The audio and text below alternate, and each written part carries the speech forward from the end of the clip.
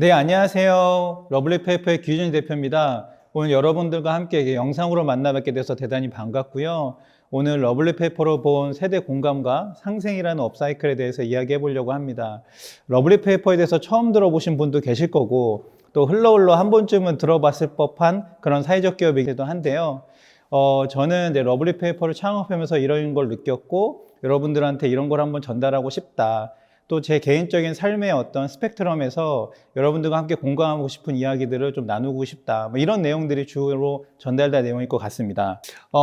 러블리페이퍼는 이제 여러 방송 매체나 또 최근에 고용노동부 장관 표창도 받으면서 그동안의 사회적 기업으로서의 또 인정을 좀 이렇게 받아온 사회적 기업인데요. 사실 러블리페이퍼가 이렇게 여러분들하고 좀 이렇게 관계를 맺게 되는 그런 어떤 이야기들이 이런 언론이나 이런 보도를 통해서 전달된다는 건 그만큼 좀 매력적인 스토리가 있기 때문에 그러지 않을까라는 생각이 듭니다. 근데 그 매력적인 스토리의 핵심이 뭐냐? 바로 제가 앞선 이야기했던 그런 세대 공감 그리고 상생적인 업사이클이다라고 저는 추격해서 이야기 드릴 수 있을 것 같습니다. 뿐만 아니라 저희 러블리페이퍼를 운영하고 있는 제 개인의 어떤 이야기들 봐서 뭔가, 그 안에 좀 새로운 경험들, 청년으로서, 그동안 겪었던 어떤 이야기들이 어떤 분들한테는 도전이 되기도 하고, 또 어떤 분들한테는 어떤 메시지를 전달하는 또 감동이 되는 그런 피드백을 받기도 하는데요. 그런 것처럼 제 개인적인 이야기들도 좀 같이 좀 섞어서 러블리페이퍼와 그것을 운영하고 창업한 이 기우진 대표라는 이야기들이 잘 여러분한테 전달해 볼 수 있도록 해보겠습니다. 러블리페이퍼, 예, 이름만 들으시면 사랑스러운 종이 이렇게 이제 생각하실 수 있으신데요. 사실은 이제 LOVLY가 아니라 LOVR이죠. 이 RE를 어디서 따왔냐면 리사이클에서 따왔어요. 그래서 사랑으로 종이를 새롭게 한다. 이제 이런 의미를 갖고 있는 이제 사회적 기업입니다. 그래서 말장난을 제가 좋아해가지고 사랑스러운 종이 또는 사랑으로 종이를 새롭게 한다는 뜻으로 두 가지 의미를 쓰고 있는데요. 사실 이 덕분에 아까 이력에서 눈썰미가 있는 분은 보실지 모르겠지만 제가 18년도 8월에 네이버 실시간 검색 1위를 하기도 했는데요. 사실 이 이름이 주는 덕이 컸어요. 딱 이름 딱 들으시면 뭐가 생각나세요? 네, 하나, 둘, 셋, 네, 바로 그거. 뭐냐면은 제가 봤을 때는 되게 걸그룹 이름 같은 거예요. 그래서 이게 실시간 검색 한 11일 정도에 떴을 때 사람들이 이거 뭐지 새로 나온 걸그룹인가 하고서 막 눌렀을 것 같은 거예요. 그러다 보니까는 이제 사람들이 낚인 거죠. 청년이 뭔가 하고 있으니까. 그런 어떤 상황들 보면서 이름 참 잘 졌다. 근데 놀랍게도 이 이름은요, 제가 진 건 아니고 이 프로젝트를 처음 할 때 5명의 대학생하고 저하고 같이 시작을 했는데 그때 한 명의 대학생이 5분도 걸리지 않아서 러블리페이퍼 어때요? 라고 진 이름인데 그것이 프로젝트의 어떤 성격이 되고 또 지금의 우리 회사 명이 될 정도로 되게 중요해졌습니다. 그리고 그 덕분에 실시간 1위도 하게 됐죠. 네이버 실시간 1위를 하게 되면 여러분 어떤 일이 생기실 것 같아요? 저는 그걸 이제 경험해 봤으니까 아는데요. 정말 전화가 딱 받잖아요. 받고 끊으면 또 전화가 와요. 또 받고 또 끊으면 또 전화가 와요. 이렇게 계속 우리가 업무를 보는 시간 내내 전화가 오면서 그 일들이 대부분 저희와 관련된 어떤 비즈니스, 우리 물건을 사겠다, 우리 뭘 해달라, 뭐 이런 일들로 계속 요청이 옵니다. 그런 일들이 한 이틀 정도 지내고 나니까 또 쑥 꺼져요. 네. 그래서 무슨 거품처럼 이렇게 확 올랐다가 싹 꺼졌는데 그 계기로 러블리페이퍼가 더 많은 분들한테 이제 알려지게 되었죠. 또 한 번에 중요하게 알려진 계기가 있었는데 20년에 이제 유튜브에서 저희 영상이 역주행을 하기 시작합니다. 19년 7월에 올려놓은 모 신문사의 인터뷰 영상이 있었는데요. 그때는 별 반응이 없었어요. 막 올렸을 때는. 근데 1년이 지나고 20년 8월 될 때 갑자기 1시간마다 2만 뷰씩 막 찍는 거예요. 순식간에 한 이틀, 3일 안 돼서 거의 100만 뷰를 넘어섰고 지금은 114만 뷰가 나오고 있는데요. 그 영상을 통해서 많은 사람들이 러블리페이퍼를 접하게 됐어요. 그러면서 하는 말들이 댓글이 3,300개가 달렸는데 놀라운 건 그중에 악플이 하나도 없다는 거예요. 네, 너무 다 선풀이고 정말 이 기업이 잘 됐으면 좋겠다라고 응원하고 뭐 좀 오버하자면 이 대표를 무슨 보건복지부 장관을 시켜야 된다. 막 이러한 좀 벗어난 그러한 댓글도 제가 보게 됐는데요. 그런 것처럼 많은 사람들이 러블리페이퍼에 관심을 갖고 또 그렇게 댓글을 하게 되고 이런 어떠한 중요한 임팩트들이 18년, 20년 이렇게 생기면서 저희는 더 우리가 하고 싶은 이야기들 더 많은 사람들한테 알릴 수 있겠다. 궁극적으로 러브리페이퍼가 가고자 하는 길을 그 길에 많은 사람들이 더 많이 동참시킬 수 있겠다. 이런 생각을 하게 된 거죠. 그래서 우리가 가고 싶어 하는 길, 우리가 이제 여러분들에게 호소하는 그 무언가는 무엇이냐라고 했을 땐 저로 소셜 미션입니다. 여기서 사실 사회적 기업과 일반 기업의 좀 차이점을 제가 먼저 말씀드려야 될 것 같은데요. 사회적 기업이라고 한다면 이 소셜 미션을 이루기 위한 목적을 위해서 생겨난 기업이죠. 일반 기업이라고 한다면 기본적으로 이윤을 창출하기 위한, 즉 돈을 벌기 위한 어떤 그 목적을 갖고선 일어나는 기업이라고 생각해 볼 수 있습니다. 일단 목적 자체가 달라요. 그래서 사회적 기업한테 이렇게 질문하시는 분은 저는 조금 비추천인데 이런 거죠. 뭐 얼마 벌어요? 매출액이 얼마예요? 영업이익이 얼마예요? 뭐 이렇게 질문하시는 분들 분명 간혹 있어요. 근데 그거는 이 사회적 기업의 목적을 잘 모르고 이제 말씀하신 것 같은데요. 제가 만약에 돈을 벌려고 했다면은 사회적 기업을 창업하지 않았을 겁니다. 다른 걸 아마 창업했을 거예요. 근데 돈보다는 더 우선시되는 목적이 있는 거예요. 물론 돈을 버는 행위를 통해서 그 목적을 달성해야겠죠. 그래서 저희는 기업이라는 방법을 택한 거고요. 그 기업을 통해서 우리가 이루고자 하는 목적, 바로 폐지수거 어르신들의 열악한 노동 환경을 바꾸자. 그리고 우리의 인식, 즉 어르신들의 인식이 아니라 우리의 인식을 바꿔서 그분을 사회에 정당한 권익이 있는 어떤 구성원으로 만들어보자. 이것이 저희의 포부였습니다.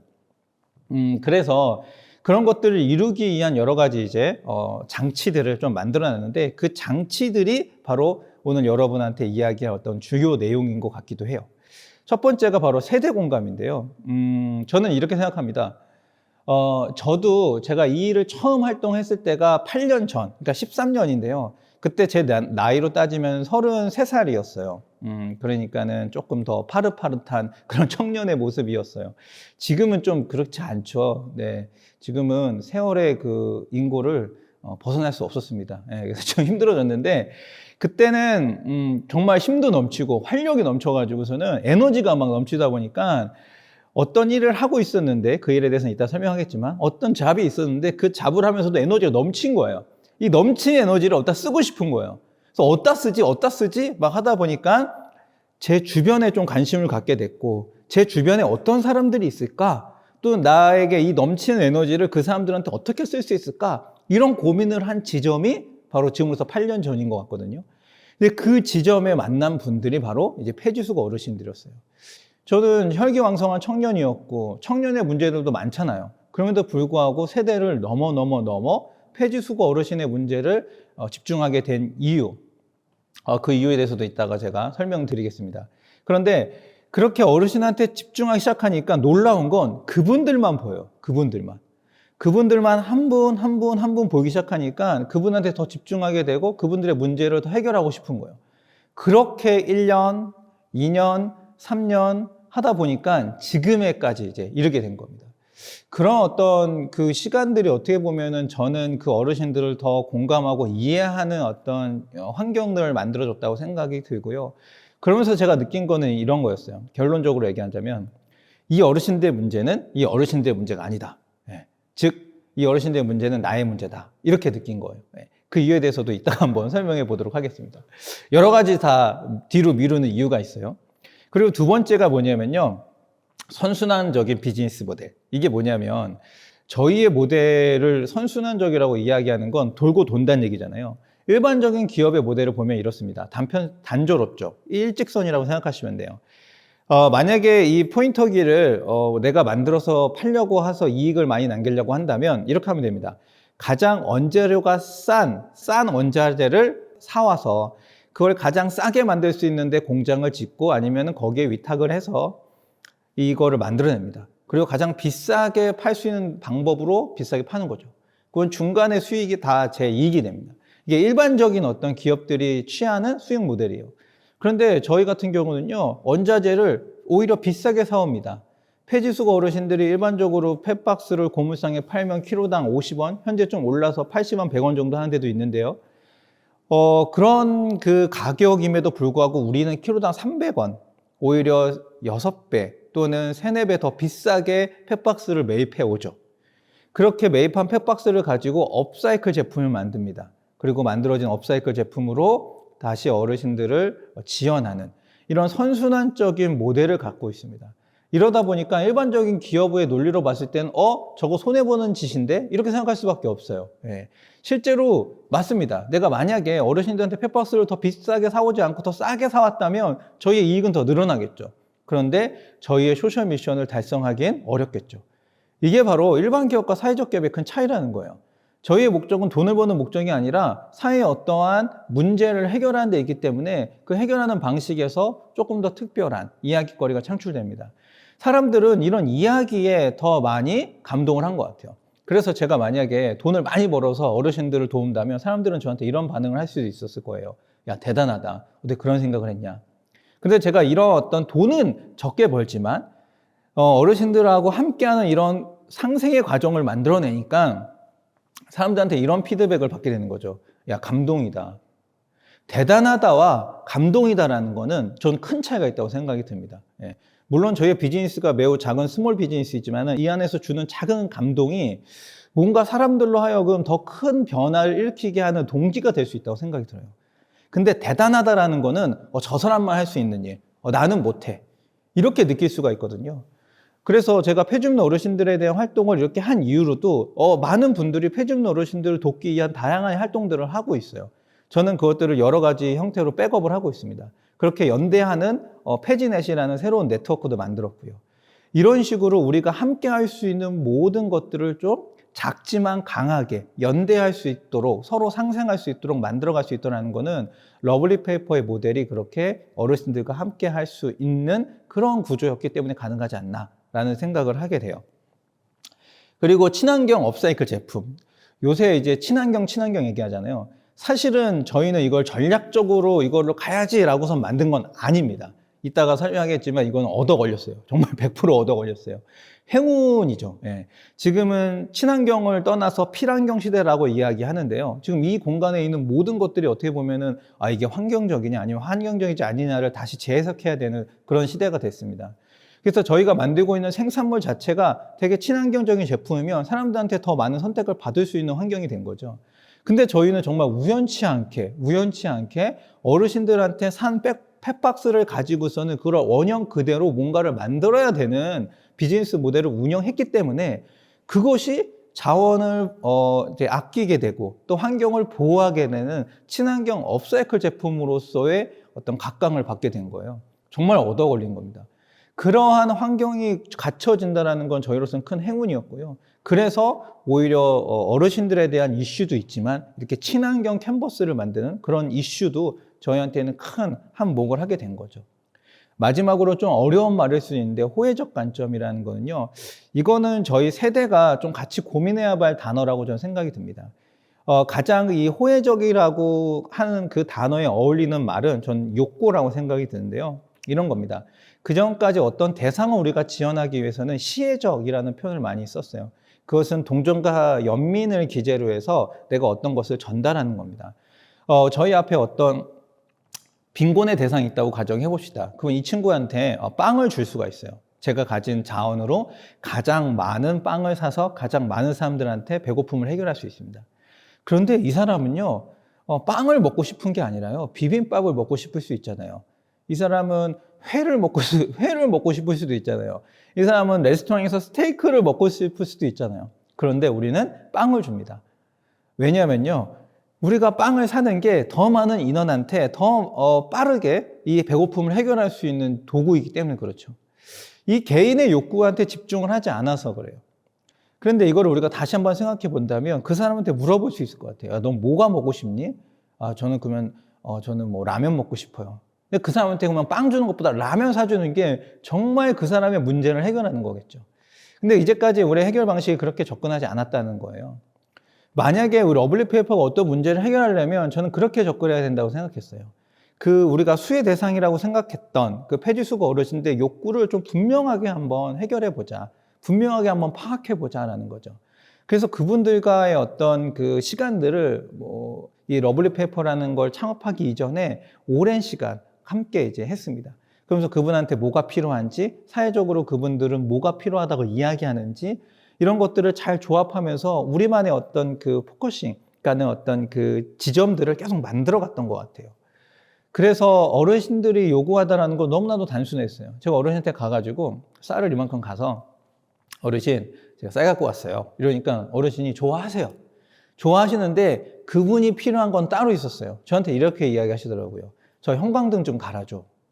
그분한테 진짜 필요한 건 지금 쌀이 아니라 집안에 그 나가버린 그 형광등. 그로 인해서 한 며칠간 암흑색에 살 수밖에 없었던 그 현실. 예, 그걸 갈아달라는 거였어요. 그래서 잽싸게 그걸 갈아드렸죠. 이거 너무 좋아하시는 거예요. 그다음부터는 제가 좀 어르신들 찾아가서는 미리 얘기해요. 뭐가 필요하세요? 그러면 방충망 갈아달라는 얘기도 하세요. 방충망 갈아드리고. 그런 것처럼 어르신들의 욕구 하나하나를 파악하다 보니까 그분들한테 뭐 맞춤형, 어떻게 보면 우리가 흔히 세상적으로 이야기하기 좋은 맞춤형 케어를 하고 있더라고요. 그런 것들이 이분들과의 어떤 호혜적 관계를 1차적으로 만들어내는 게 아닌가라는 생각이 들고, 또 두 번째는요, 이렇게 보시면 돼요. 우리가 폐지 있는 어르신한테 폐지를 비싸게 사와요. 그러면 이분들은 저희한테 폐지를 비싸게 파는 분들이잖아요. 저희 입장에서 보면은 상당히 중요한 이해관계자예요. 만약에 이분들이 우리한테 깨끗하고 판판한 그런 폐박스를 저희한테 팔지 않으면 저희가 그 캔버스를, 저희가 하는 업사이클 제품을 만들 수 없습니다. 즉 이분들한테 항상 깨끗한 폐박스 좀 갖다 주세요. 저희한테 판판한 폐박스 갖다 주세요. 이렇게 주문하면서 관리를 해야 돼요. 이분들이 보다 더 안전하고 다 깨끗하게 주울 수 있게끔.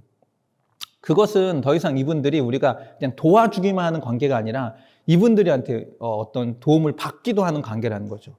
이런 상호적 관계. 그래서 이분이 더 이상 우리의 어떤 시혜적 관계가 아니라 상호 파트너적인 호혜적 관계로서 남아있다라고 저는 그렇게 설명합니다.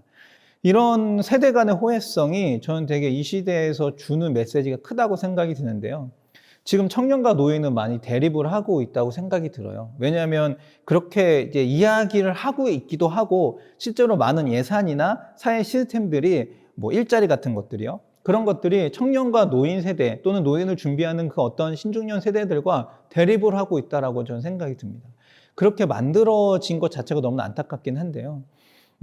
저희가 조금 더 이 생각을 바꾸면 좀 더 깊게 이제 물어보면요. 신중년들에게 어떤 일자리가 원하냐라고 하면 이분들이 원하는 일자리는 청년들이 가고자 하는 일자리하고 좀 달라요.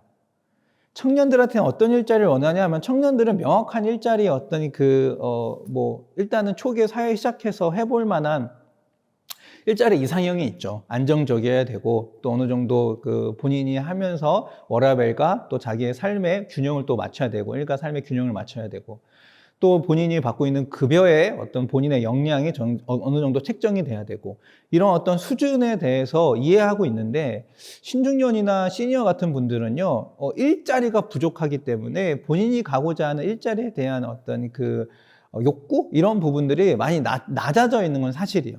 그래서 일을 시켜주면 그것만으로도 감사하다, 그것만으로 진행한다. 그렇기 때문에 일자리 포지션이 다른데 괜히 사회나 내지는 뭐 언론 내지는 어떤 주변들이 같은 일자리를 두고선 싸우고 있는 듯한 그런 느낌으로 뭔가를 이야기하고 있는 것 같더라고요. 제가 볼 때는 절대 제가 현장에서 봤을 때는 그게 아니더라. 그래서 우리가 가만 보면 이 두 다른 대상들이 한 공간에서 같이 업무를 보고 같이 어떤 퍼포먼스를 내면서 사회적으로 좋은 일 또는 개인적으로 경제적인 이득이 되는 일들을 만들어낼 수 있다는 저는 그런 결론을 내렸어요. 그래서 이게 협업을 할 수 있다. 이 청년 세대와 시니어 세대가 협업을 할 수 있다. 그 단적인 예로 러블리 페이퍼가 그렇습니다. 러블리 페이퍼에서 이 청년이 주축이 돼서, 즉 제가 주축이 돼서 우리 다른 여타의 청년들과 함께 러블리 페이퍼를 만들었고 지금 많은 시니어들과 그다음에 신중년들이 함께 저희 러블리 페이퍼에서 일을 하고 계십니다. 그런 내용을 보면은 극단적으로 가장 젊은 친구와 가장 나이 많으신 어르신의 나이차가 60살이에요. 60살. 그 나이 두 세대가 넘어선 그 분들이 같은 공간에서 서로 이해하면서 뭐 회식도 하고 같이 놀기도 하고 같이 일도 하고 대화도 하고 이러한 환경들이 벌어질 수 있다는 거예요. 그러니까 러블리 페이퍼는 큰 퍼포먼스를 내는 회사는 아닐지 모르겠지만 저희 자체적으로는 그런 어떤 이상적인 모델을 만들고 있기 때문에 저는 여러분들한테 단연코 이야기할 수 있는 게 청년 따로 뭐 어떤 일을 하는 게 아니라 시니어 따로 노인 일자리 뭐 나라에서 주는 거 그것만 할 것이 아니라 우리가 같이 뭔가를 해볼 수 있는 그러한 좀 새로운 세상에서 기술만 가지고 혁신이라고 얘기하는 것이 아니라 이러한 조직에서의 혁신도 우리가 충분히 만들어낼 수 있다는 걸 좀 같이 한번 고민해 봤으면 하는 생각도 듭니다. 자, 그래서 저희의 이야기들을 짧은 영상으로 이렇게 만들어낸 게 있는데요. 이 영상은 아마 저작권 때문에 여기서 같이 보여줄 수는 없을 것 같은데 타 이제 유튜브에 있는 영상이라서 그런데 여러분들 한번 검색해서 한번 찾아보시면 좋을 것 같고요. 유튜브에다가 러블리 페이퍼 검색하면 바로 나오는 영상이니까요. 아까 얘기했던 그 유튜브 114만 뷰 나왔던 영상입니다. 자극적인 요소가 하나도 없어요. 그냥 제가 이렇게 나와서 여러분한테 강의하듯이 인터뷰하는 영상이에요. 근데 그게 114만 뷰 나왔다? 이거 대단한 거예요. 제가 만약에 여기서 100만 뷰 영상 바로 만들어줄 수 있습니다. 예, 어떻게 해요? 여기서 갑자기 제가 육두 문자를 날리면서 여러분한테 막 이야기하면 사회적 기업 러블리 페이퍼 대표의 실체 막 이러면서 막 썸네일 딸리고 막 이래가지고 100만 뷰 그냥 나올 거예요. 근데 그런 게 아니란 말이에요. 정말 그냥 노멀한 얘기예요. 그만큼 많은 사람들이 이런 거에 저는 갈급하다. 이런 어떤 작은 감동의 이야기에 갈급하다라는 그런 상상을 하고 있습니다. 한번 보시면 좋을 것 같고요. 결국은 러블리 페이퍼가 해결하고자 하는 그 지역사회 문제가 폐지수거 어르신들의 문제인데 이건 여러분들 알겠고 여기서 그러면 제가 하나의 질문을 던질게요. 즉 여러분들이 본 사회 문제가 어떤 것이냐 여기서부터 한번 출발해 보자고요. 왜냐하면 이 문제를 보는 관점에서 저는 노인의 문제를 봤잖아요. 노인의 문제. 즉 청년이었지만 청년의 문제를 보지 않고 노인의 문제를 본 것. 이게 어떻게 보면 좀 인사이트가 있다고 저는 생각이 들거든요. 여러분들이 만약에 청년이라면 또는 이 영상을 보고 있는 여러분들이 만약에 시니어나 신중년이라면 또는 청소년이라면 여러분들의 세대의 문제가 아니라 좀 다른 세대의 문제에 관심을 가져보면 어떨까라는 그런 가설을 한번 말씀드리고 싶어요. 그건 왜 그러냐면 여러분들이 만약에 청년이라면 노인의 문제는 여러분들이 앞으로 당할 그러니까는 그런 문제의 미래의 속성이라고 생각하시면 되는데 저도 이 문제를 처음에 접할 때 당연히 제 문제가 아니겠거니라고 생각했는데 조사하고 파면 팔수록 이 문제는 나의 미래의 문제다. 만약에 여러분이 청년이라면 청소년의 문제를 다룬다고 하면 여러분들이 과거에 지나왔던 문제잖아요. 누구보다도 더 많이 그거에 대해서 뼈저리게 생각해 봤고 지금의 눈으로 보니까 어떤 부분도 해결해 줄 수 있는 것들이 일어날 수 있단 말이에요. 그래서 다른 세대의 문제를 한 번 더 생각해 볼 만도 한 거죠. 이게 저는 다른 게 아니라 그냥 세대 공감, 세대 통합이라 생각해요. 이 생각을 한번 해보는 것만으로도. 예. 그렇게 되면은 문제가 어떻게 되냐면요. 일단 해결되진 않겠죠. 하지만 그 문제가 어떤 문제인지 나한테 인식되기 때문에 그 인식의 순간에서 그 다른 세대에 관심을 갖게 되잖아요. 이게 되게 좋은 어떤 그 실마리를 저희한테 제공해 줌으로써 그 실마리로 하나하나 시작하는 거예요. 제가 그 실마리로 찾은 건 뭐였냐면 어르신에 대한 관심을 갖고 처음에 하는 행동은 그냥 사진 찍기였어요. 사진 찍기. 예. 왜냐하면 할 수 있는 게 아무것도 없더라고요. 여러분도 저하고 똑같은 어떤 그 환경에 처하실 겁니다. 만약에 다른 세대에 관심을 가졌는데 할 게 없을 거예요. 관심은 가졌는데 청소년의 문제에 내가 지나왔던 문제에서 관심을 가졌는데 내가 뭘 할 수 있을까? 또는 노인의 문제에서 뭘 할 수 있을까? 되게 막막할 거예요. 저도 막막했고요. 그래서 제가 선택한 건 그냥 사진 찍기였어요. 왜 그러냐면은 이 마음이 사라질까 봐. 예. 이 마음이 그냥 없어지는 경우들이 너무 많잖아요. 그래서 핸드폰을 꺼내서 사진 찍는 건 3초도 안 걸렸는데 길 가다가 폐준 어르신들이 보여요? 그럼 사진 찍어요. 길 가다가 폐준 어르신 사진 찍어요. 사진 찍어요. 사진 찍어요. 사진 찍어요. 이 짓을 3개월 했습니다. 3개월 동안 사진만 찍다가 제 눈앞에 나타난 어르신이 딱 보이는 거예요. 그래서 그 어르신을 사진을 딱 찍었는데 그 어르신이 리어카도 아니고 허리에 백박스를 이렇게 묶고서는 끌고 가시고 머리에다가 이만큼 백박스를 이고서는 그렇게 한 15도 되는 경사도 아스팔트 길을 올라가고 계시는데 그걸 보고선 제가 사진을 찍었어요. 그리고 출근길이었는데 나가서 못 도와드렸습니다. 예. 그러니까 저는 왜 이거 사진 찍고 있었을까? 이것도 못 도와드리는데 나는 왜 사진만 찍고 있었을까? 이런 생각을 하면서 이제는 사진 그만 찍자 하고서 카메라를 내려놓고 정말 어르신들을 돕기 위해서 나갔어요. 그게 어떻게 보면 저한테 결정적인 터닝 포인트였는데 나가는데 어떻게 나가야 된다? 작정하고 나가야 된다. 근데 이분들 한번 돕겠다라고 작정하고 나간 거는 토요일마다 이제 딱 챙겨가지고서 나가서 어르신들 만날 때마다 비타 500 드리고 뭐 음료수 뭐 드리고서는 안녕하세요 인사하고 저 누군데요 소개하고 그렇게 계속 1개월, 2개월, 3개월, 4개월 계속 하니까 동네 어르신들하고 친해지게 된 거예요. 그래서 이분들의 집까지 가게 되고 집에 가게 되니까 이분들 가족 사진 있잖아요. 자연스럽게 가족 이야기하게 되고 이분들이 어떤 환경에 살고 있는지 어떤 지금 가족 상태인지 이분들의 벌이는 어떤지 뭐 이런 것들을 이제 알게 되면서 아 내가 좀 함께 도와주면 좋겠다 아니다 이런 것들을 알게 된 거죠. 그러니까 여러분들도 만약에 여러분들의 어떤 문제를 딱 파악하고 그 문제를 해결하기 위해서 딱 뛰어들었을 때 그것에 대한 내가 뭘 해야 될지 모르는 상황에 분명히 직면할 텐데 그럼에도 불구하고 내가 할 수 있는 정말 작은 거 하나를 딱 잡아가지고 그걸 했으면 좋겠어요. 저의 어떤 그 예시로 뭐 사진 찍기도 저는 좋다고 봅니다. 만약에 우리 주변에 뭐 어떤 이웃의 문제가 아니라 뭐 주차의 문제다. 그러면 주차 안 된 것만 사진 100번 찍어도 1000번 찍어도 저는 도움이 된다고 생각해요. 예. 그게 어떤 빅데이터가 될 수도 있고요. 아, 우리 동네 어떤 지역에서 어떤 차종이 정말 주차 문제가 심각하구나. 그래서 이거에 대해서 우리가 민원을 제기하고 해결할 방법을 찾아보자. 그걸 데이터로 갖고 있는 데가 없을 거거든요. 예. 또 어떤 세대에 대한 문제면은 그 세대에 대해서 관심을 가지면서 뉴스 자료를 스크립해도 좋고요. 또 그거에 관련된 전문가하고 인터뷰를 해봐도 좋고요. 작은 무언가를 하나 분명히 해보는 건 저는 되게 도움이 된다고 생각합니다. 러블리 페이퍼가 그 집중한 폐주민 어르신들의 문제에 대해서 생각해 봤을 때는 뭐 여러 가지 어떤 문제들이 분명히 있지만 여러분들은 전혀 관심이 없었을 수도 있어요.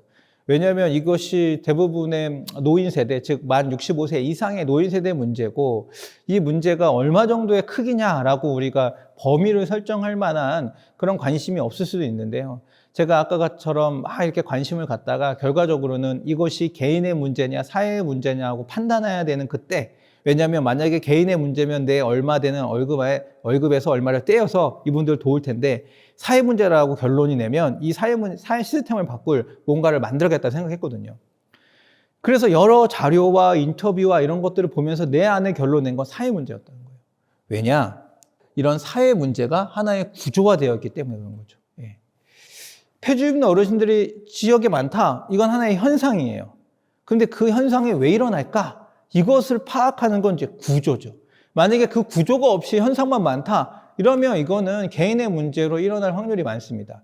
그런데 이게 철저하게 구조화되어 있다는 거예요. 그럼 그 구조를 한번 제가 여러분한테 이야기를 해보도록 하겠습니다.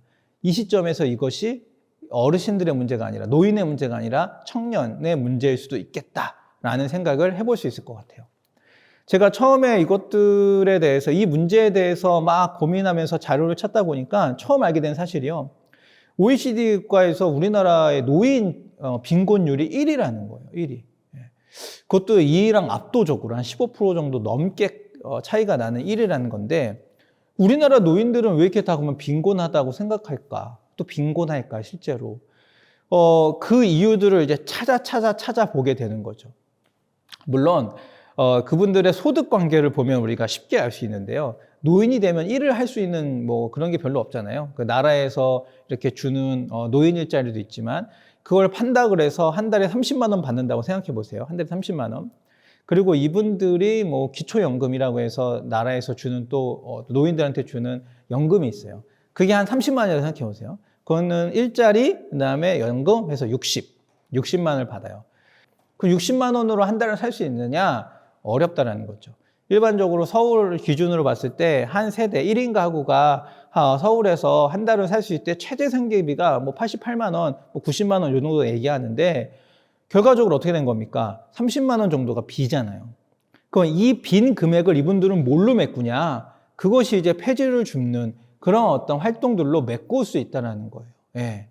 그러다 보니까는 이 구조상에서 어르신들이 너무나도 쉽게 돈을 벌 수 있는 그 구조, 하지만 너무나도 적은 비용을 벌 수밖에 없는 구조, 그 구조로 계속 뭐 내몰리고 있는 거죠. 예. 그게 저는 폐주율 1이라고 생각이 들었고요. 두 번째, 이제 이런 자살률도 결국은 어르신들이 우리나라가 1인데 왜 자살하냐? 라고서는 물어보니까 경제적 어려움이 1위였다는 거예요.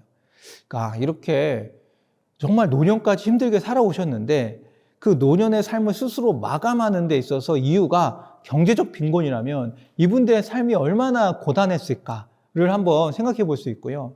이쯤 돼서 살펴보니까 우리나라의 고령화 속도, 고령화율이 전 세계에서 1위고요. 2050년 되면요, 이 고령 인구가 만 65세 이상의 인구가 우리나라 인구의 4분의 1 이상이 된다는 겁니다. 그렇다면 4명 중에 모였는데 1명이 노인 인구라는 거는 그분의 어떠한 소득, 그 다음에 그분의 어떤 생활이 뒷받침되지 않으면 그 나머지 3명이 돈을 열심히 벌어서 1명을 부양해야 되는 이런 상황이 된 거고요. 그 상황 속에서 저는 그럼 어떤 사람이 되어 있을까라고 봤더니 저는 3명에 들어가지 않고 이 1명에 들어가더라고요. 즉 2050년이 되면 저도 노인이 되더라고요. 예. 아마 이 방송을 보고 있는, 이 영상을 시청하고 있는 여러분들 중에서도 30년 후면 노인이 될 분들 많을 겁니다. 그러면 그때 가서 이 문제를 해결해야 될까요? 아닙니다. 그때 가면 이 문제가 만약에 지금처럼 해결이 안 되고 있다면 그때는 어마어마한 눈덩이처럼 불어나서 만약 눈사태가 날 수도 있어요. 예. 그래서 저희는 이 노인의 문제에 대해서 지금부터 되게 집중하고 해결해야 된다는 얘기예요. 그러면 이걸 누가 해결하냐? 그럼 노인이 참여해서 이 문제를 해결되냐? 물론 그럴 수 있죠. 그런데 그분들이 참여해서 이 문제를 해결하기에는 너무나도 역동성이 좀 결여되어 있는 부분들이 있다는 얘기예요. 그래서 이 청년 세대들이 본인의 미래의 문제라고 생각하고 나가서 이 노인의 문제들을 해결할 수 있는 말을 대신 전하고 또 대변하고 또 좀 정책적으로든 우리가 이야기하는 사회적 기업적으로든 영리적으로든 어떤 경제적으로든 이런 부분들을 해결할 수 있는 그런 체계들을 좀 만들어내야 되지 않을까라는 생각을 하게 된 겁니다.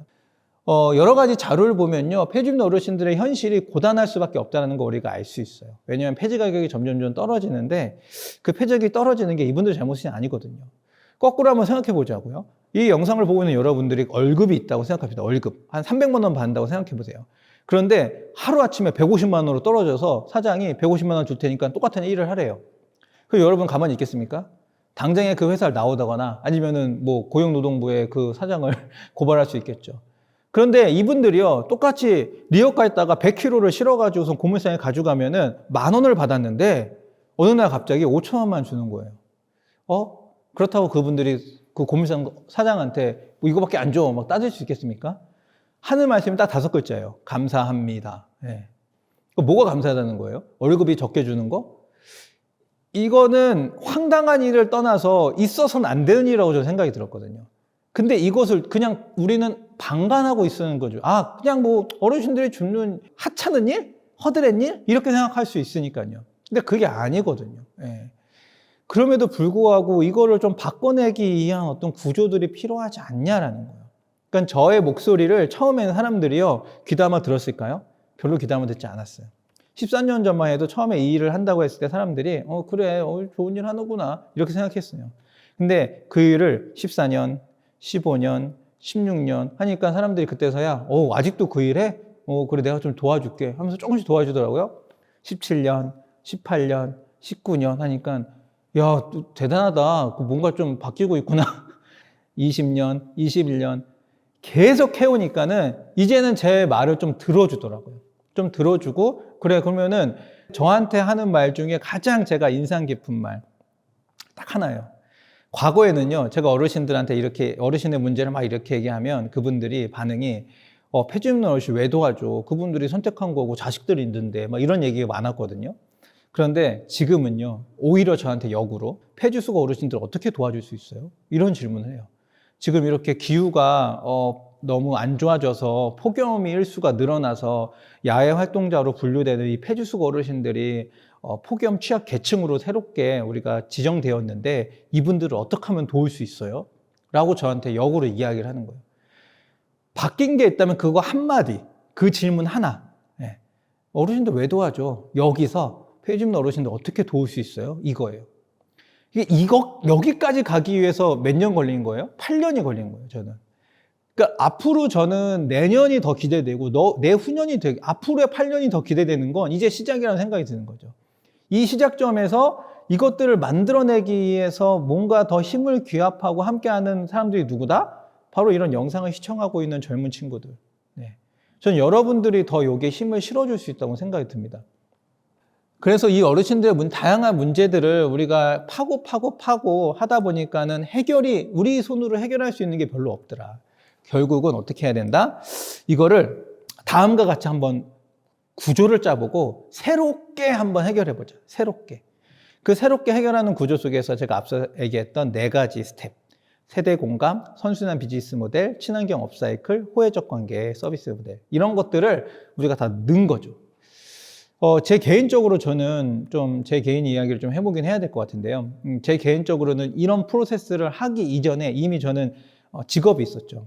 전 대안학교에서 아이들을 이제 가르치는 교사였는데요. 주로 이제 그 고등학생 3학년을 담임했어요. 가르쳤던 과목은 뭐 가르쳤을까요? 네. 시간 드릴게요. 하나, 둘, 셋, 네, 맞췄어요. 네. 한국사. 맞춘 분도 있겠죠? 한국사 선생님이세요, 한국사 선생님. 역사를 가르치는 그냥 평범한 대안학교 교사, 고3 애들하고 그냥 피땀 흘려서 공부하고 같이 이제 놀고 먹고 했던 대안학교 교사인데요.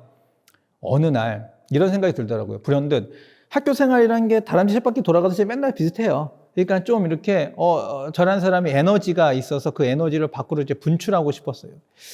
근데 뭘 하면 좋을까라는 생각이 들었는데 제 주변에 있는 이웃들, 그러니까 주변에 있는 사람들이 어떤 사람들이 있을까 되게 궁금해진 거예요. 이거는 이렇게 생각해 볼 수 있는데 20대 때는 솔직히 말씀드리면 저도 다 똑같은데 저를 위해서 살았어요. 온전히 저의 어떤 비전, 또 저의 어떤 그 취업이나 제 삶, 뭐 이런 것들을 위해서 열심히 살았거든요. 그 단적인 예로 저는 20살 때 일찍 결혼도 했고요. 25살에 결혼을 했는데 이유는 단 한 가지입니다. 사랑해서. 네. 지금 뭐 말도 안 되는 이유라고 이해할 수 있겠지만은 진짜 25살에 사랑을 했는데요. 그러니까 뭐예요? 전 대학교 2학년 이제 마치고서는 뭔가 이제 준비를 하려고 했는데 흔한 준비죠. 뭡니까? 취업을 하기 위한 그런 준비들. 그런데 저는 결혼을 위한 준비를 하게 생겼어요. 졸지에. 그 사람을 놓치고 싶지 않았기 때문에. 그래서 결혼을 위한 준비를 했습니다. 다 때려치고 알바 해가지고 결혼 자금 모으고 양가 집안에다가 허락을 받았어요. 그래가지고 허락을 받고서는 경제적인 도움을 못 받으니까 알바를 해가지고 돈을 모은 거예요. 물론 우리 아내는 이제 일찍 사회생활을 해가지고 나름대로 돈을 모아놓은 것도 있었고, 그래서 둘이 결혼을 해가지고서는 이제 언론부터 시작해서 정말 차근차근 이렇게 시작해서 애도 낳고 시작을 했는데 20대 때는 온전히 그냥 저를 위해서 달렸던 것 같아요. 온전히 그냥 그러면서 이제 가족이 생기니까는 이거 나만 봐면 안 될 것 같은데? 이런 생각? 제 큰애가 지금은 중1인데 그때 이제 막 태어나가지고 정말 예쁠 때 있잖아요. 그 아장아장 할 때 막 이렇게 뒤집기만 해도 너무 귀엽고 막 기어가면 너무 사랑스럽고 그냥 누워만 있는데 눈 감고 있는데 너무 사랑스러운 친구. 그 애가 딱 태어나는 순간 제 삶의 라이프 스타일이요. 저에서 어떻게 바뀌었냐면 가족으로 바뀐 거예요. 네. 우리 자녀, 그 다음에 우리 아내, 그러니까 이 가정으로. 그래서 저도 하고 싶은 게 있었겠죠, 당연히. 근데 그거를 내려놓게 되더라고요. 당장 우리 생계가 필요하니까 야간에 이제 학원에서 저녁에 학원에서 아이들 가르치고 주간에 학교 가고 그 다음에 남는 시간 애 보고 이거를 계속 돌리다 보니까는 저도 되게 무식하게 일을 하는 타임이라 거의 안 쉬고 계속 돌리다 보니까 몸에 무리가 와서 막 응급실도 가게 되고 여러 차례 고생하는 사례가 있습니다. 그런 식의 어떤 관점에서 조금 더 벗어났어요. 나에서 가정으로. 그리고 30살이 딱 되고서는 학교에서 직장 생활을 하니까 조금 더 그 범위가 학교의 어떤 선생님 또는 동료 교사 그리고 이제 내가 가르치는 학생들로 범위가 더 넓어졌어요. 근데 그것도 이제 3년 하고 나니까 제 관심이 어디로 넓어진 거예요? 그냥 내 주변까지 넓어진 거예요. 내 지역사회, 내 이웃. 그래서 어르신들이 하나도 눈에 들어오게 된 것 같아요. 네. 이렇게 점점 범위가 넓어지는 건 저는 어떻게 보면 되게 자연스러운 거라고 생각이 들어요. 여러분들의 삶의 패턴에서 보셔도 이제 나 중심으로 살다가 이제 어떤 우리가 결혼도 하고 아이도 낳고 그 다음에 봉사활동도 하면서 결국은 이것이 나에서 너, 우리에서 모두, 즉 나, 너, 우리 모두 이런 개념으로 점점 확장될 거거든요. 이 확장되는 개념 속에서 그럼 나는 어떤 존재인가? 이런 것들을 생각하면서 계속 유기적으로 그들과 소통하면서 어떤 것들을 이제 바꿔나가는 그런 어떤 사람으로서의 제 역할을 좀 규정하기 시작한 거죠. 그래서 물론 가정에서의 아빠로서의 역할, 그 다음에 남편으로서의 역할도 잘 해야 되고, 또 어떻게 보면은 저희 부모님들이 있으니까 또 저도 자녀로서의 역할을 다 해야 되는 그런 위치적인 어떤 상황에서의 내 역할을 다 하면서도 또 다른 위치 역할이 설정된 거예요. 그게 러블리 페이퍼의 폐주민 어르신들을 이제 지원하기부터 시작을 한 거죠. 그렇게 이제 30살에 어르신들에 대한 관심을 갖고서는 시작을 하는데 이제 모든 게 어렵잖아요. 처음 하는 거니까. 그래서 처음에 제가 이렇게 설정을 한 거예요. 첫 번째, 이 문제를 많이 알리자. 그래서 나한테 공감하고 지지하는 사람, 이 문제를 같이 해결하고자 하는 사람들의 뜻을 모으자라고 생각을 한 거고, 그 뜻을 모으기 위해서 여러 가지 이제 캠페인과 방법을 동원했죠. 그게 바로 이런 종이 나누 운동이라는 거예요. 네. 너무나도 이제 쉬워요. 어르신들도 폐지를 줍잖아요. 그러니까 우리도 폐지를 기부하자라는 겁니다. 그러면은 일반적으로 폐지가 많이 나오는 곳, 저는 이제 대안학교에 있었기 때문에 학교에서 폐지가 많이 나오는 걸 알았어요. 아이들이 공부하고 버리는 교과서 문제집이 어마어마하거든요. 그러니까 이거는 일반 공립학교나 이런 그 중고등학교에는 훨씬 많겠다라고 생각을 해서 이렇게 중고등학교, 지금 고3 학생들인데 이 고3 학생들 공부하고 이 책을 버리는 시기가 있어요. 수능 보기 전날. 네. 그때 이제 수능 보고 다음 날, 뭐 이런 날 공부했던 책들을 다 버립니다. 학교에 트럭이 오고요. 그 트럭에다 다 버려요. 그리고 그 트럭에 있는 그 무게만큼 팔리고 그 돈이 학교 행정비로 들어가는 구조였는데 제가 그걸 본 거죠. 그래서 저거를 기부받자. 그래서 우리는 그 학교 주변에 있는 어르신들을 돕자. 그래서 제안을 했어요. 어디다가 제가 처음에 제가 나온 모교, 그러니까 제가 나온 고등학교에다가 제안을 한 거예요. 제가 이 졸업생이 누군데요. 제가 이런 생각을 하고 있습니다. 지금 어차피 버리시잖아요, 그거. 그러니까 그거 그냥 버리지 마시고 기부하세요. 그래서 어르신들 돕자고요. 했더니 교장 선생님이 정말 1초의 고민도 없이 오케이 하신 거예요. 오케이. 그래 너무 좋은 생각이다. 그거 한번 해보자. 그래서 트럭을 고물상에 빌려가지고 가가지고서는 기부를 받아서 했는데 그때는 13년도잖아요. 그때는 그런 말이 없었는데 지금은 제가 이해하는 게 바로 선한 영향력이라는 게 그때 저는 확인했어요. 그게 뭐냐면 이 일을 이제 감당하고 있던 환경부장 선생님이 이듬해 다른 고등학교로 전근 가셨는데 거기서 자연스럽게 연락 온 거예요. 또 이 고등학교 행정실에 있던 분이 다른 고등학교 행정실로 가셨는데 또 연락 온 거예요. 또 이것에 대한 어떤 보도자료가 났는데 그걸 보고서는 또 다른 고등학교에서 연락이 오고 이런 식으로 저는 그냥 딱 하나만 했는데 이게 선생님들의 입소문이 나면서 고등학교, 중학교, 네, 뭐 이렇게 연락이 와가지고 7, 8개를 할 수밖에 없었던 거죠. 그건 저는 그때 깨달은 건 좋은 것들은 사람들이 가만히 있지 않고 막 알려주는구나. 그걸 깨달은 거. 이게 내가 뭔가를 잘 만들어 놓으면 선하고 착한 걸 잘 만들어 놓으면 사람들이 이걸 알아서 딜리버리 막 이렇게 퍼날르겠구나 라는 그런 제 나름대로의 공식을 세우게 됐고 그럼 내가 할 수 있는 건 뭐다? 되게 좋은 구조, 선한 구조, 착한 구조, 사람들이 공감할 수 있는 구조 이런 것들을 만들어 보자 라고 생각을 했던 거예요.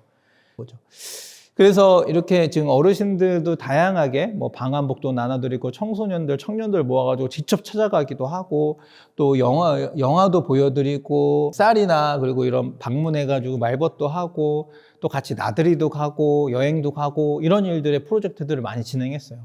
그 결과 예상치 못하게 이런 일이 벌어지더라고요. 한때는 청년 20명하고 어르신 20명하고 같이 짝지어가지고서는 가평으로 나들이를 갔어요. 그러고서는 그냥 끝나는 줄 알았는데 몇 명의 청년들이 따로 어르신들한테 연락처를 이제 받아가지고 서로 안부를 묻는 관계가 됐더라고요. 그냥 여행 한번 같이 우린 보내드렸을 뿐인데 이걸 보면서 청년들도 어떻게 보면 이런 갈급함이 있을 수 있겠구나. 왜냐면은 그렇잖아요. 우리가 조부모나 또는 부모에 대한 그런 어떤 그 감정이나 이런 부분들을 잘 우리가 받기가 어렵잖아요, 현재는.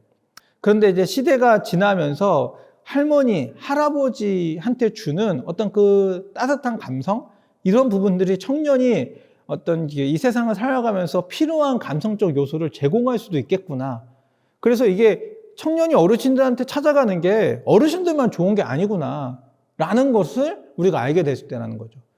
그래서 이것을 서로 잘 짝지어주고 연결해주면은 분명히 두 개체가 만나서 이룰 수 있는 어떤 시너지가 있겠다라고 생각을 하게 됐고요. 이렇게 여행을 계속 가게 됐는데 아시다시피 이제 코로나가 생기는 바람에 우리가 이제 20년 낸 여행을 못 갔습니다. 20년 여행 못 갔고 21년 여행 못 갔고. 근데 저희가 22년 내년도 봄에 여행을 준비하고 있어요. 관련 그 펀딩도 지금 모 펀딩 사이트에서 진행 중이고요. 그래서 그렇게 이제 여행도 함께 다시 가면서 어르신들과 청년들이 만날 수 있는 어떤 교류할 수 있는 그런 어떤 그 스팟들을 계속 만들어내려고 하고 있습니다. 저희가 어쨌든 그 종이나는 운동을 통해서 어르신들하고 계속 하고 있는데 문제가 생긴 거예요. 정말 가장 큰 문제 뭐냐? 폐지 가격이 점점 떨어진다는 거죠. 그래서 떨어지는 그 떨어지는 폐지 가격에서 가장 큰 문제가 뭐냐면 우리도 이 지속적으로 어르신들 지원할 수 없겠다도 있지만 어르신들도 엄청나게 지금 고생하고 있으시다는 거죠. 낮은 폐지 가격으로 그만큼 대가가 낮아졌으니까요. 이거를 한 번에 해결할 수 있는 게 바로 앞서서 얘기했던 그 러블리 페이퍼의 비즈니스 모델이었습니다. 처음에는 이렇게 될 거라고 생각 못 했죠. 그냥 가설을 세운 거예요. 당시에 이제 종이나눔 운동본부라는 아까 얘기했던 종이나눔 운동을 막 운영하는 그런 봉사활동을 하면서 만난 5명의 대학생들이 있었어요. 다 그때 대학생들이 어렸어요. 대학교 1학년, 2학년 친구들이었어요. 그 친구들하고 대안학교 빈교실 토요일마다 모여가지고서는 프로젝트를 한 거예요. 그래서 그 날 처음 만나가지고 우리가 왜 어르신들을 도와야 되냐, 우리가 어르신들과 왜 함께 해야 되냐, 이런 이야기 참 많이 한 것 같아요. 그리고 너는 어떤 아이들이냐, 너는 어떤 스토리를 갖고 있느냐, 이 이야기 참 많이 한 것 같아요. 결국은 그런 이야기 속에서 어르신들과 함께하는 세상을 만들어 보자라고 서로 이제 대동단결했고, 그래 하나하나 프로젝트를 만들어 가는데 어려웠죠. 예, 난관이 있었습니다. 그래서 이러한 프로젝트 가운데 지금은 너무나도 이제 명확하게 이제 정량화 돼가지고 폐지를 비싸게 사고 고가에 사고 이걸로 재단을 해서 박스를 만들고 이걸로 풀칠해서 압축해서 천을 더 씌워서 이렇게 캔버스를 만들고 건조해서 사포질하는 너무 많은 송 과정이 필요하긴 한데 이 과정들을 다 누가 하냐? 러블리 페이퍼에서 정규직으로 고용한 이 폐지수거 어르신들이 직접 이 업사이클 그 제품을 만들고 계세요. 처음에는 투박했지만 지금은 이제 사업을 통해 가지고서는 좀 아주 명확하게 어떤 그 캔버스를 만들어내고 있고 이 캔버스를 통해서 많은 분들이 업사이클도 체험하면서도 어르신들을 지원할 수 있는 그런 일거양득의 어떤 모델들을 이제 갖추고 있는 거죠. 이렇게 작품도 만들어내는 일을 하게 되는데요. 이것도 사연이 있습니다. 문제는 이거예요. 캔버스를 만들어냈는데 이 캔버스가 시중의 캔버스 가격보다 5배 비싼 거예요. 물론 현재도 그렇습니다.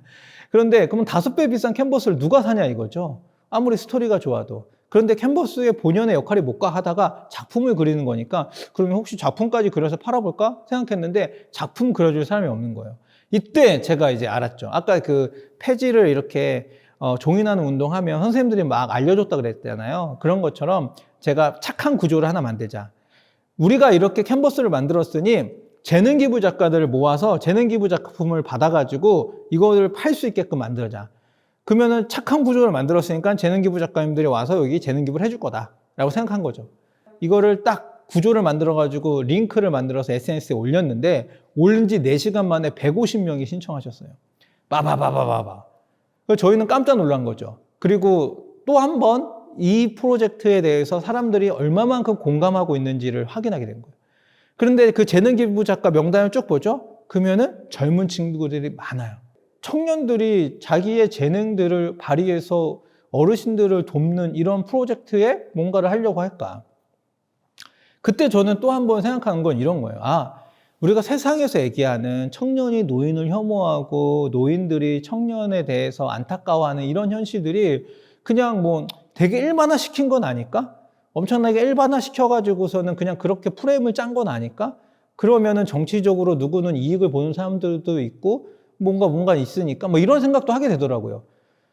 근데 많은 설문조사나 실태조사에서 또 그런 것들을 입증하는 자료들이 많이 있어서 제가 막 객관적으로 이게 어떻다라고 얘기할 수 없겠지만 그냥 제가 체험한 또 경험한 어떤 사연으로 보면요. 청년들이 그만큼 자기들만 생각하는 거 아니라는 걸 제가 너무나도 알게 됐거든요. 오히려 다른 세대에 너무 관심을 갖고 우리가 함께 풀어가야 될 과제라고 인식하고 이런 재능 기부의 어떤 이슈에도 본인의 어떤 역량과 그다음에 재료비, 심지어 택배비까지 본인이 부담하면서 이 프로젝트에 동참하려는 걸 보면서 이거는 내가 알던 그런 거하고 좀 다른데? 라는 생각을 하게 된 거죠. 예. 그래서 이 문제도 너무나도 잘 확인을 했고요. 그러면서 이제 친환경 캔버스 아트, 그러니까 작품으로서의 역할을 잘 수행하게 됩니다.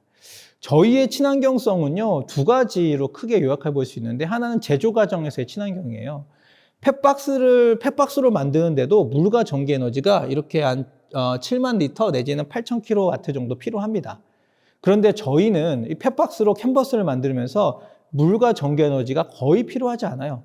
그러니까 그만큼 제조 공정에서의 친환경이 있다라는 것과 또 하나는 이 캔버스를 만드는 게 나무 틀인데요. 저희는 나무 틀을 쓰지 않고 펫박스를 쓰기 때문에 나무를 베지 않아도 되죠.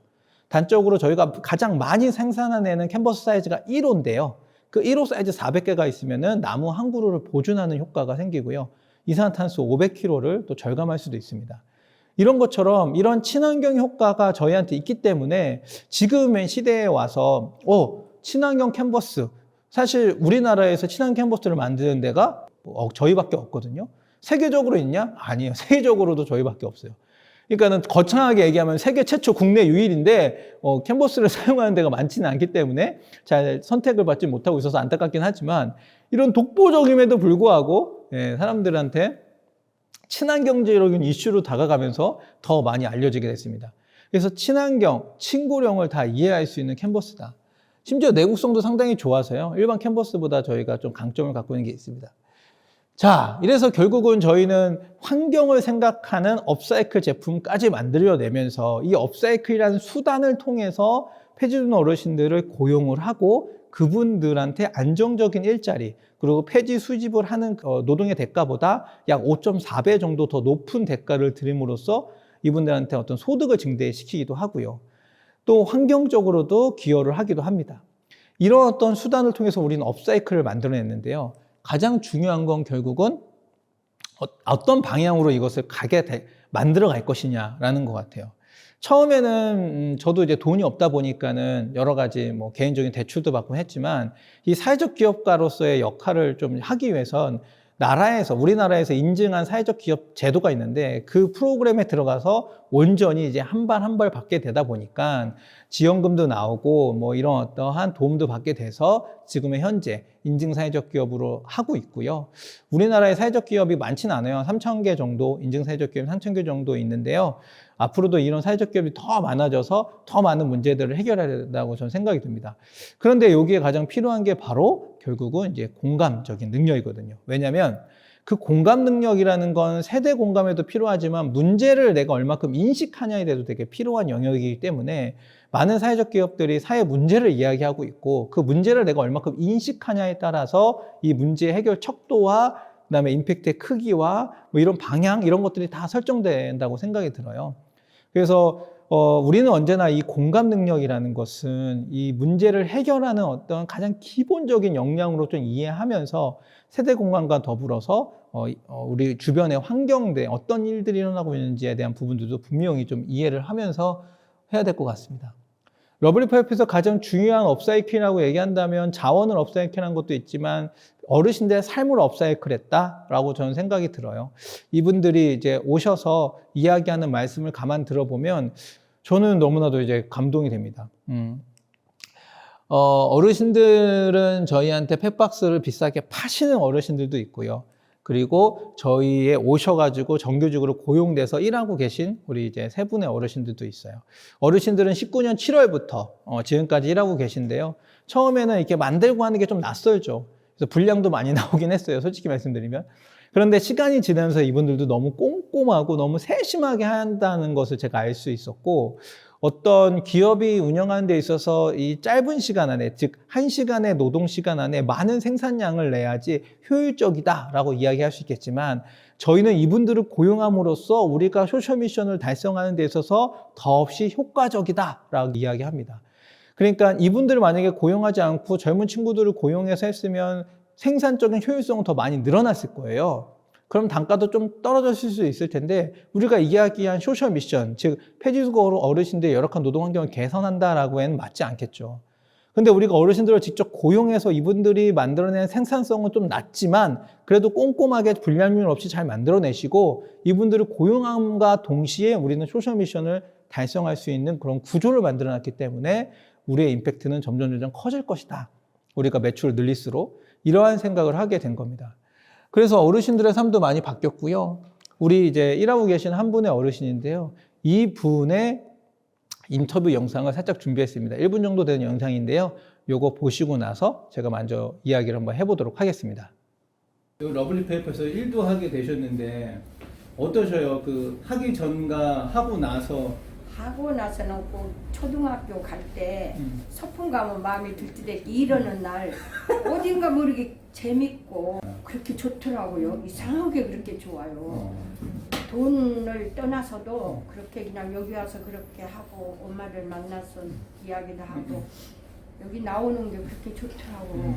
즐겁고 그 설레임. 아니 우리 소풍 가려면 설레임 같이 네. 그렇게 좋아 즐거워 마음이 그냥 즐겁더라고. 네, 영상에서 여러분들은 가장 이렇게 와닿는 키워드가 뭐였어요? 저는 즐겁다 그리고 설레임.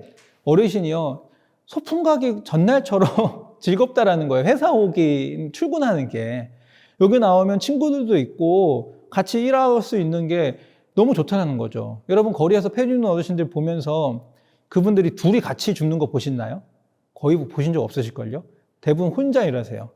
혼자 일하시고 집에 가셔도 혼자일 가능성이 큽니다. 근데 이분이 눈 뜨면 갈 데가 있는 거예요.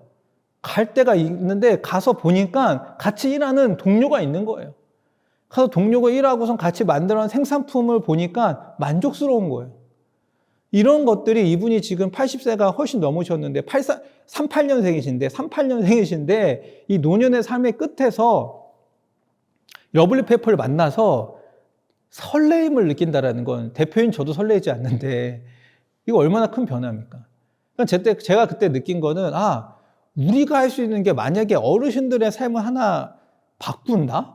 그게 엄청나게 큰 뭔가는 아닐 수 있겠지만 남들이 얘기하는 뭐 엄청난 수익을 내고 매출을 창출한 건 아니지만 한 사람의 인생을 바꿀 수 있는 거라면 그거 엄청난 가치 있는 거 아닐까? 라는 생각을 하게 되는 거죠. 러블리 페이퍼가 보는 세대 공감은 저는 그런 거라고 생각이 든 거예요. 결론적으로. 앞서 얘기했던 수많은 어떤 미사오가 있을지 모르겠지만 그냥 노인의 우리 어르신들의 삶에 설레임이 한 스푼 딱 이렇게 들어갈 수 있다는 거. 그게 줄 수 있는 러블리 페이퍼가 있고 그걸 할 수 있는 우리 청년들이 있다는 거. 그게 저희의 역할이라고 저는 생각이 들고요. 그래서 저희는 다양한 제품들을 계속해서 만들면서 그런 부분들을 이루고 있습니다. 네. 저희가 이제 하면서 저희도 뭐 작은 회사이기 때문에 모델료가 이런 게 없어가지고 저희 아들, 저희 딸을 직접 모델로 쓰면서 이렇게 사진 찍고 있는데요. 저도 이제 결혼을 빨리 하고 뭔가 가정을 이루면서 제가 올해로 40인데요.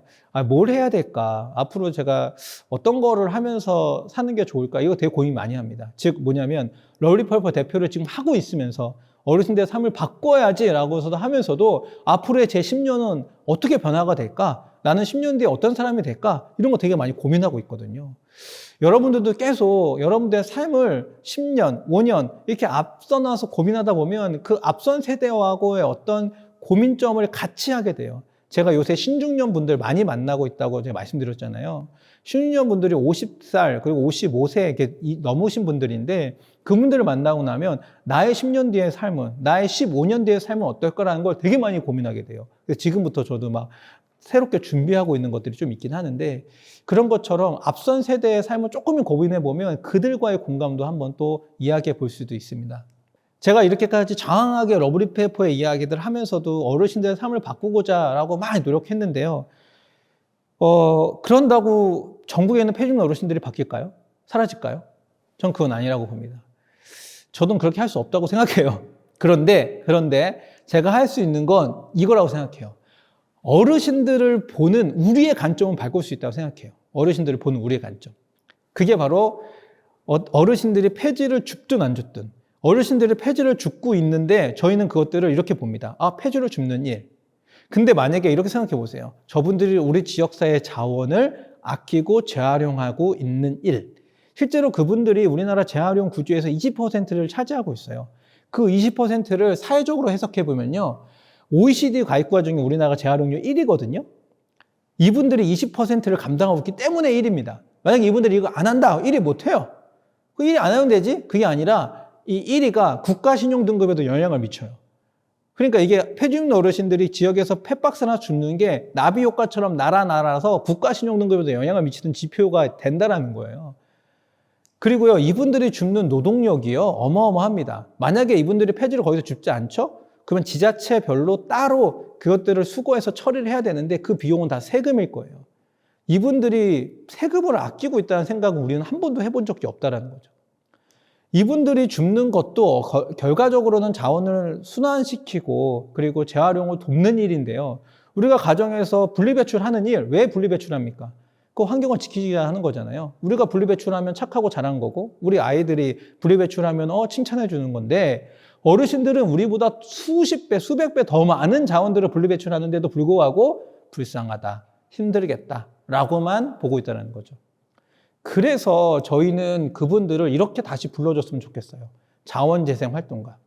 러블리페이퍼가 끝까지 할 수 있는 건요, 우리 모든 사람들이 러블리페이퍼를 통해서 폐지 줍는 어르신들을 폐지 수집 어르신이라고 이야기하고 부르는 것이 아니라, 그렇게 보는 것이 아니라 자원재생 활동가라고 보고 그들과 함께 공감하면서 새로운 사회, 새로운 문화를 만들어내는 그런 사회가 됐으면 좋겠다는 겁니다.